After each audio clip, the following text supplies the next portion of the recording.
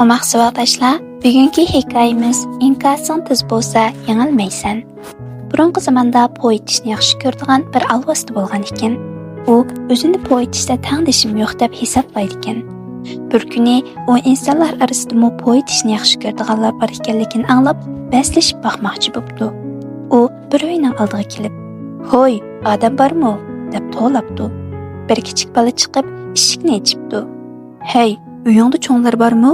Men uyingdagilar bilan po'yitishda baslashiman", debdi alvasti. Kichik bola: "Heli bo'ron chiqib, bir tog'ni o'rib o'tgan edi, dadam uni qaltik bilan terib qo'yg'il ketdi", debdi. "Undaq tapangchu", deb so'rabdi alvasti. "Bola, sen to'g'ri bilmamsan, tog' osmonni yirtib o'tgan ekan, opam ikki tal pitning terisini elib osmonni yomg'irga ketdi", debdi. Po'cha alvasti ish chatoqmi nima deb o'ylabdi va "Hey, men bir cho'ng temir qo'ng'iroqni izlab kelgan edim.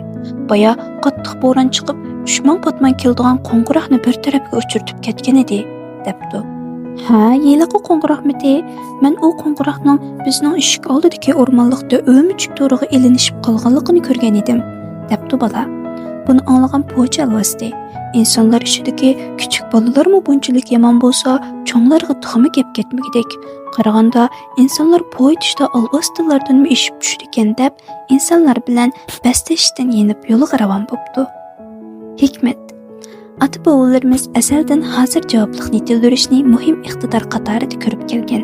Chunki kishilar hozir javob bo'lish uchun qandaqdir so'zmanlikni emas, balki chaqmoq tezligidagi aqliy tafakkur qilishni o'rganib surur. Shundaq bo'lganda, u mayli qandaq masalaga duch kelmasin, hamon o'zining aqliy tafakkuri va so'z qobiliyati orqali mushkulotlardan hal qilib o'talaydi.